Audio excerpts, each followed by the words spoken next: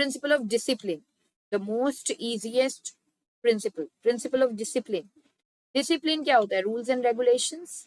अब principal of discipline बोलता है कि rules and regulation properly follow होने चाहिए ऑर्गेनाइजेशन में।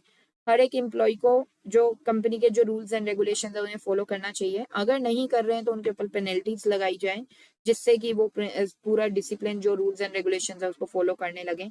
मोर ओवर ये जो रूल्स एंड रेगुलेशन है ये सुपीरियर्स को भी फॉलो करने हैं और सबऑर्डिनेट को भी फॉलो करने हैं। ऐसा नहीं है कि ये सिर्फ किसके लिए बने हैं, सबऑर्डिनेट्स के लिए बने हैं, ऐसा कुछ नहीं है। ये सबके लिए बने हैं, सुपीरियर सबऑर्डिनेट सबके लिए बनाए गए हैं रूल्स एंड रेगुलेशंस। वो सब क्या करना चाहिए? उन्हें फॉलो करना चाहिए। ठीक है, तो आइए देखते हैं। अच्छा, commitment, it's not only about following the rules and regulation, it's about commitment also. आपने कोई कमिटमेंट कर रखी है कंपनी को, that is also the discipline, right. अगर मान लो मैंने कंपनी को बोला था मुझे आज तो लीव दे दो, और मैं क्या करूंगी, मैं ओवर टाइम कर लूंगी संडे को। अब मान लो संडे भी आ गया, मैंने ओवर टाइम किया नहीं, तो मतलब मैंने अपनी कमिटमेंट को फॉलो नहीं किया, तो मतलब मैंने प्रिंसिपल ऑफ डिसिप्लिन को ढंग से फॉलो नहीं कर रही हूँ, मैं रूल्स एंड रेगुलेशंस को ढंग से फॉलो नहीं कर रही हूँ। I am not considered as a, I will not be considered as a disciplined employee अगर मैं ऐसी ही बातें करूंगी तो, राइट।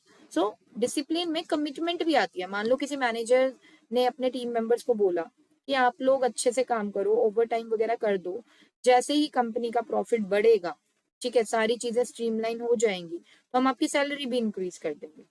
और अब वो सारी चीजें हो गई, सैलरी इंक्रीज हो गई, ये भी क्या थी? कमिटमेंट फॉलो होना, इज कॉल्ड डिसिप्लिन।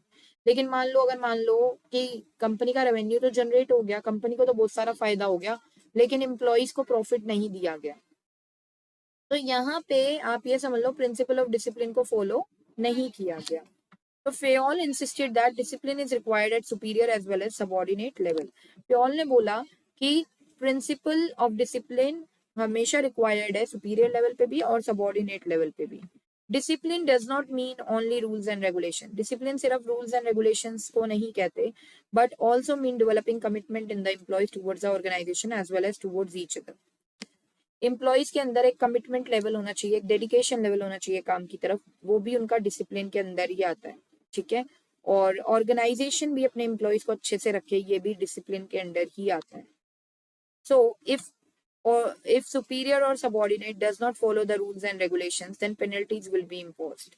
अगर दोनों ठीक से रूल्स एंड रेगुलेशंस फॉलो नहीं कर रहे हैं तो पेनल्टी भी लगाई जाए, ठीक है, क्योंकि पेनल्टी लगाने से फिर वो रूल्स एंड रेगुलेशन को फॉलो करना शुरू कर देते हैं। अब बेटा देखते हैं मेरिट्स।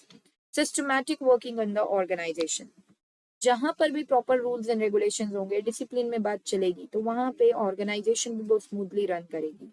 तो सिस्टमैटिक वर्किंग रहती है ऑर्गेनाइजेशन में। So if proper rules and regulations are followed in the organisation, then it leads to systematic working in the organisation. Improves efficiency and effectiveness, effectiveness and efficiency भी क्या होती है? Improve होती है, मतलब काम टाइम पर भी कंप्लीट होता है और काम को कंप्लीट करने में लेस वेस्टेज ऑफ रिसोर्सेज लगती है। So if the principle of discipline is followed in the organisation, then it leads to less wastage of resources and completion of work on time. Next, demerits, demerits inefficiency and no effectiveness. अगर principle of discipline follow ही नहीं हो रहा है properly, there are no rules and regulations about anything in the organisation, तो क्या होगा? ना तो कोई काम टाइम पर कंप्लीट होगा, सब एम्प्लॉयज को फ्रीडम है, कोई भी ठीक से तो काम करेगा ही नहीं, फिर इसका मतलब तो ना तो टाइम पर काम कंप्लीट होगा, डिले भी हो जाएगा in the completion of time, and wastage भी होगी रिसोर्सेज की। So if the principle of discipline is not followed, then there will be wastage of resources and delay in completion of work. Confusion, disorder, and chaosness. So if the principle of discipline is not followed, then there will be confusion, disorder, and chaosness. अगर principle of discipline को follow नहीं किया जाएगा तो confusion होगी, ठीक है, and disorder and chaosness वगैरह की problems भी arise होंगी organization के अंदर। तो ये सारे के सारे प्रिंसिपल बहुत ज्यादा इंपॉर्टेंट है कि कंपनीज में फॉलो किए जाएं, राइट बेटा। तो ये यहाँ पर आपके 14 principles of management which was given by Henry Fayol is being over by my side. Yes guys, it's over. और यहाँ पर मैं आपको ये बताना चाहती हूँ कि आप हमें हमें ज्वाइन करें हमारे टेलीग्राम पे भी, ठीक है। टेलीग्राम पे हम अवेलेबल हैं, आप हमें वहां पे फंडू ट्यूटर कॉमर्स के नेम से आप वहां पर भी हमें फॉलो करें, ठीक है। तो वहां पर हम आपको पीपीटीज वगैरह शेयर करेंगे, जो भी स्टडी मटेरियल हमें लगता है कि शेयर करना चाहिए आप लोगों के साथ, वो पूरा शेयर किया जाएगा स्टडी मटेरियल आपके साथ, ठीक है।